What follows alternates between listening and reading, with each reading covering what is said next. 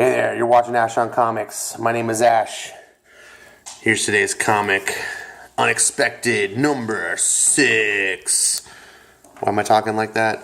I don't know. It's YouTube, right? I had to have a corny voice and a crazy attitude. Be super energetic, so you'll watch my videos. Unexpected. I don't even know. I'm not even talking. I'm still sick. Please apologize ahead of time if I sniffle or make any weird bodily sounds. I try to edit out or pause before I do so in the video so you don't have to hear anything gross. But, I'm a person. We all make sounds. Don't be so hypertense about it, alright? Jeez. This is Unexpected number 6, as I've already said. New Age of Superheroes. New Age of Heroes. I guess they're not super. Sin must die so Firebrand can live. Oh, Firebrand. So, here we have, is it the final issue? So I've been asking myself, right? Because a lot of these, I've just been dying at 6. And I've been kind of worried about this issue because it's not a big seller.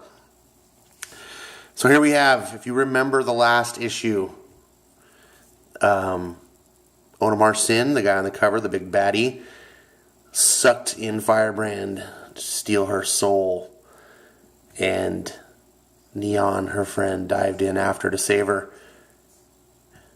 I'm coming, Firebrand, hold on, Neon! Outside, your friend's souls scream with me, warrior, and soon this Death Star will be full. Wait, getting my villains mixed up. So the Soul of Hawkman, join them. Those. I can't read because I'm making stuff up as I'm reading and it just clashes. The Soul of Hawkman will join them. You can choke on it, Sin. That's good old classic dialogue right there. Just, you're gonna die, choke on it. Doesn't take a good writer to write that stuff. But somehow, bad writers can write worse than this. But look at this nice 2-page splash. Good establishing shot, good. I bet the artist had a blast drawing this. Looks real nice. And this is not the best artist in the world. But when they get to take their time and do, I think, interesting stuff, they like it. Alright. So, I'm going to tell you right now. Before we go and I'm not going to read this whole book. I'm going to tell you right now. This book right here, Unexpected number 6, is the best issue so far. This is the reason you're buying this book. Now, it's not outstanding. I'm not going to hype it up and tell you it's like the next Batman Year One. But it's good. This is what you'd hope the book to be. And unfortunately, in a modern way of writing comics, you don't get to see books jump out of the gates and be astounding. They're written for the trade, which basically means that it's one giant-sized comic or graphic novel cut into pieces for monthly issues. So, that's the way that it is. So now, as a reviewer or even as a fan, I always tell myself, give the book 5 or 6 issues before you really make judgment on it. Unless it's terrible. If you read the first issue and it's just garbage, then it's not like you can expect the rest to be saved. I got dogs growling. Right, of course, as you want to make a video, do they care about you? No, they don't care that I need silence. So, anyways, this is the book that you've been waiting for. If you've been reading the series thus far, I think you're going to be pleased. A lot of the complex dialogue and the complexities of the narrative. Do you hear them? Stop. Alright. I think I got a pause button so I can yell at them without having to yell at you. Speaking of knowing if this is garbage, I don't even need to see an episode of this to know that this is garbage. Look at this. Cosplayers would not... Why does she look like a streetwalker? What? Why does this glove not even fit? It looks like it's a size too big. It's just... This screams incompetence. This is a girl wearing just a sweatshirt and she's got runny mascara. This is so awful. I don't even like Teen Titans, and I'm like, this is blah. If you're a fan, you must be just wanting to stab your eyes out. I'm not going to pay DC Universe's $7.99 a month fee for this. F that. Anyway, sorry. He's inside Audemars Singh, and it's, it's obviously relative. It's like his spirit, not physical being. And he's chasing her down. He's getting sucked into the nth metal stone that's within his body, apparently. That allows him to absorb souls. And he rescues her, as we kind of expected what would happen. There's not a whole lot of surprises in this issue, but it's just good narrative. And I think this artist, who I didn't credit at all, and probably because DC nowadays, it's like, do they put the art in the front or the back? You never know. I'm enjoying it. This might actually be better than Carrie Nord's art. We get some dialogue here that I'm not going to spoil for you. I really encourage you to read this series. Talking about the villain Audemars Singh, what makes him tick, and how they can get out of him. He can't shape anything because he can't affect nth metal, and most of the inside of his body is nth metal. And then we run into what's her name, Fade, who he absorbed in a previous issue, one of his henchmen, and she kind of lets some secrets go to help them figure out how to escape. Meanwhile, Hawkman is battling him outside, and I didn't know this, but some other readers were telling me that Audemars Singh is actually a classic Hawkman villain. And this is cool. They're battling, and he's like, whoa, shit. He gets swallowed by the dragon. Here we see Firebrand's lifeless body and the stone. Remember, they're fighting over that one special isotope that could destroy all reality.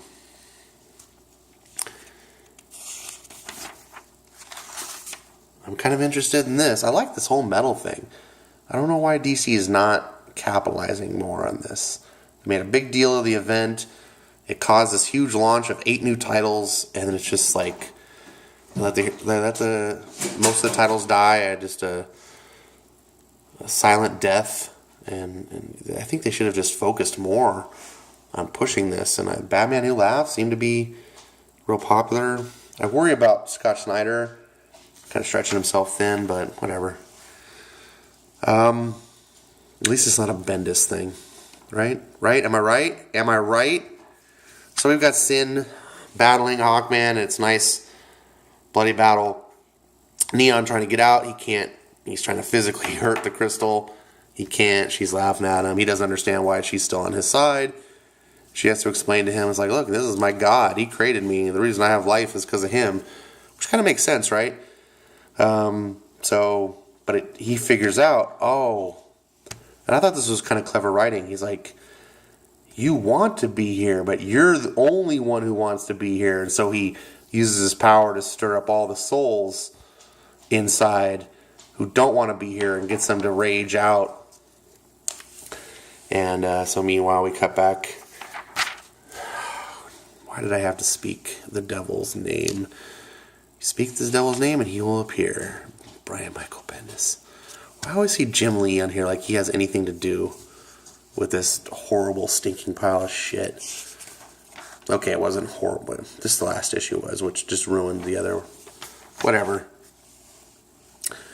So Hawkman's fighting him, like right in the middle of the fight. He's like monologuing, and it's just like, in the middle of his monologue, all his souls like rip out. I thought that was pretty cool.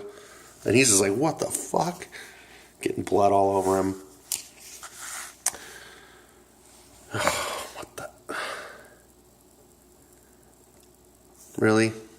Aquaman. He lost his memory. He lost his kingdom.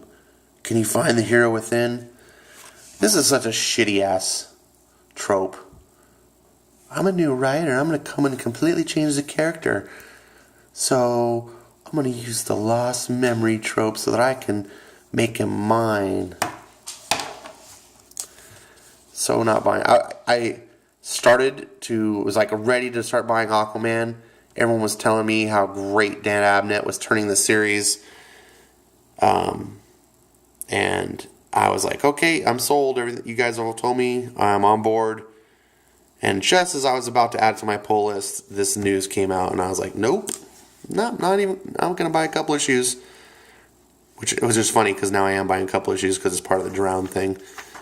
But I am buying the trade paperbacks leading up, so I was like, I'll just read that story and enjoy it, and maybe one day I'll enjoy Aquaman again in the future because I'm still a DC noob, so a lot of the stuff I don't know.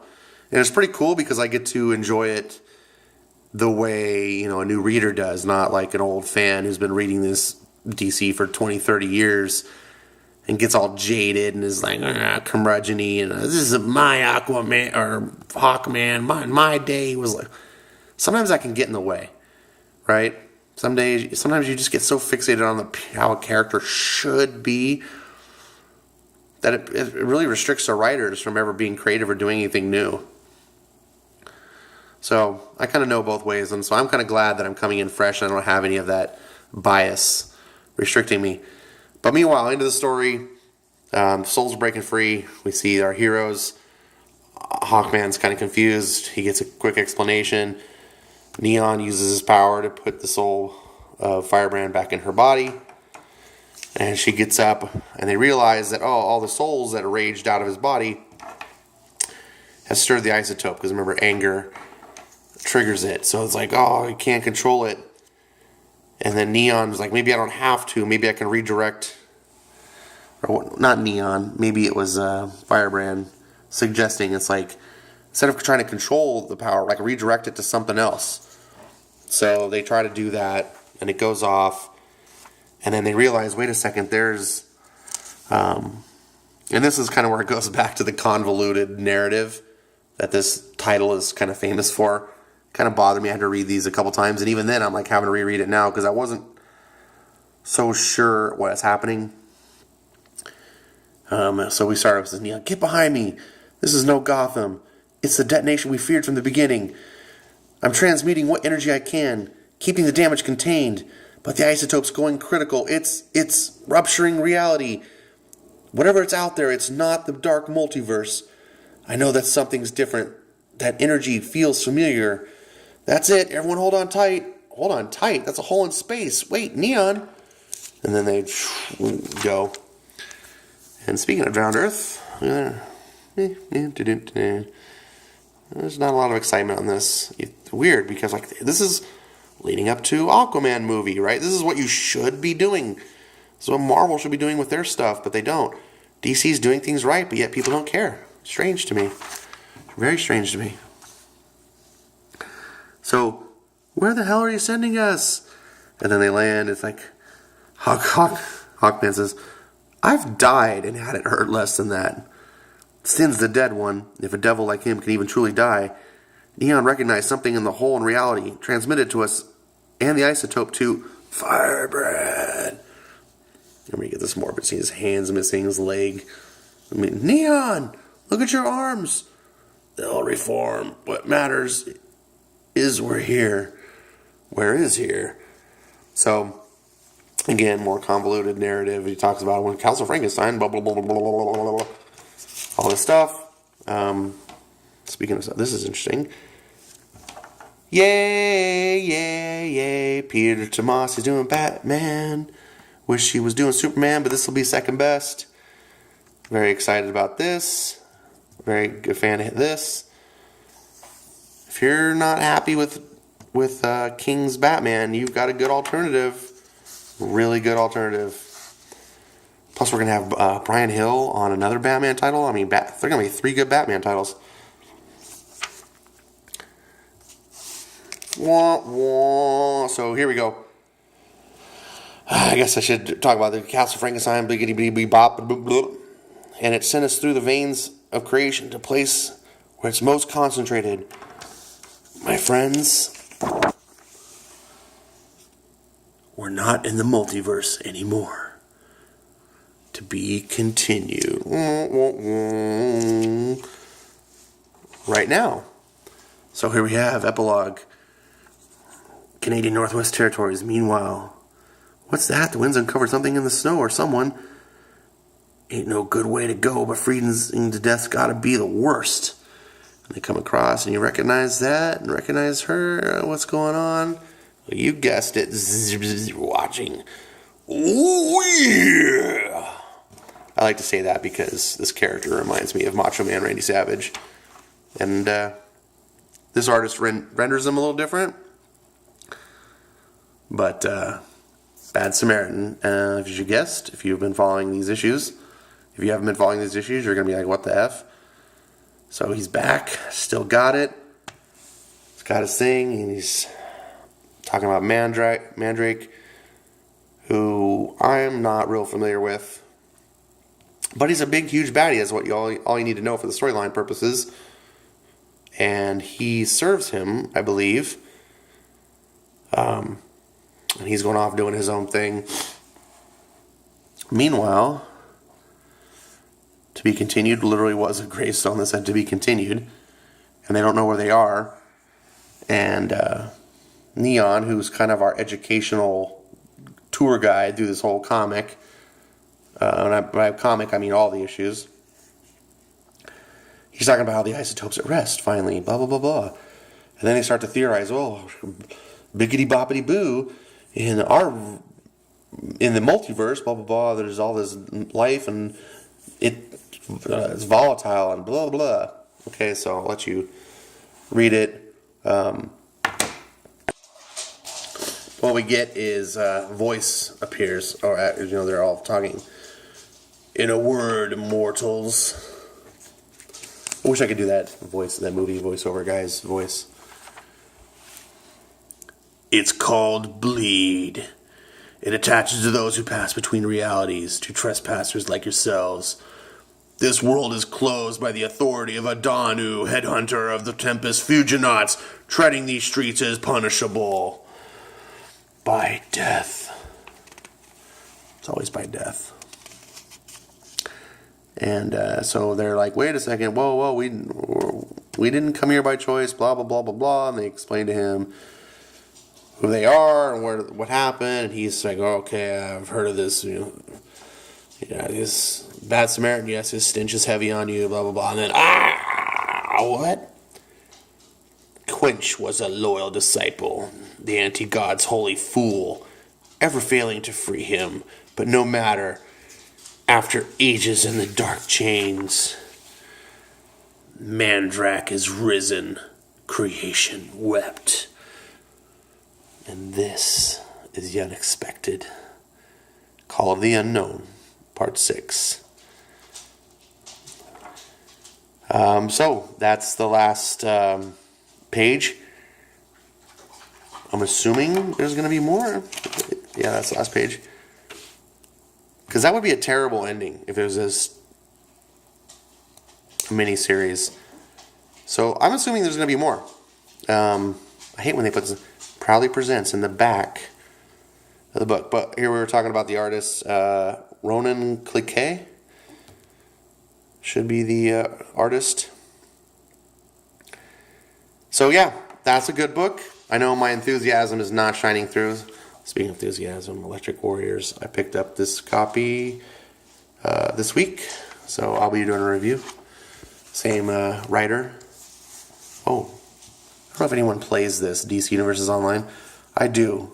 I've taken a long hiatus because of other games, which I won't bore you with right now, but I'm going to have to log in and do this to get my free starter pack. But this is a fun game. It's an MMO that you don't have to necessarily play with others. It plays really well by yourself and lets you create heroes. And it plays very like arcade-like, like a beat 'em up. So you can run around the city and Metropolis and Gotham, and you can fly around, jump around, make your own heroes, make copycat heroes if you want to, if that's your thing, and have a good time using your powers and fighting villains and supervillains, and got some good stories. Very fun game for free. I don't know if anyone plays this, let me know. I have it on Xbox One. Anyways, back to the thing. Unexpected was unexpected, and I am enjoying this book, and I'm glad I kept with it. This is sort of what I was hoping it would be when I started collecting it from the beginning. I hope there's more. I enjoyed this. Yes, it does start off with a really convoluted narrative, kind of hard to follow. $2.99 is a fantastic price. I like these characters. I like this originality. I like this mythos building. DC has a lot to do to win me over. I'm just not innately a DC fan. They win me over with their quality, but this New Age of Heroes was a great thing that I'm sad that they did not put much commitment to, because all the New Age of Heroes books, to some extent, were good. I couldn't get all 8 of them, but the ones I did get, I really enjoyed. And even though this wasn't my favorite of them, it was always near the top because of its potential and these unique, crazy characters that were just so un-DC. You know what I'm saying? DC just feels so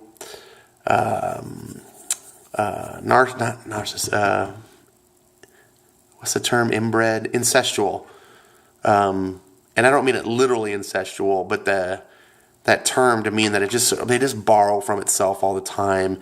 You know, if you look at Teen Titans and Teen Titans, Teen Titans now literally are a teen version of the Titans, which is not what they ever were before, which, well, it was a teen version kind of Justice League. And so now you've got Titans are this like mid-level Justice League, and then you have Teen Titans, which is just the teen version of, and I'm surprised they don't have the pre-teen Titans. But what's worse is that not only are the characters, it's not like the New Mutants to the X-Men. The characters are like the same. It's like, oh, look, this is the son of so-and-so.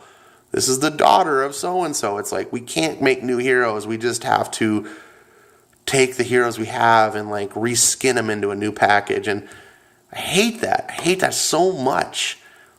These characters are all original. It's not remakes of existing characters, and the idea's different. They're not out just being generic heroes. You know, they're exploring the multiverse. They're helping the DC kind of get this out, this mythos spread. Love this. It's $2.99. It's a good book. It's a good book. I wholly recommend this book as just a solid value comic. And this issue is why. If you read any of the other issues individually, you'll be like, I don't know. This issue brings it all together, and it's sort of like, boom, we've established who these guys are. Now on to their ongoing issues and their new adventures. All right, well, that's this issue. Thanks for watching, and stay tuned for more blabbing from Ashdown Comics. And comment, like, subscribe, hit me on Twitter, do whatever you want. See you later.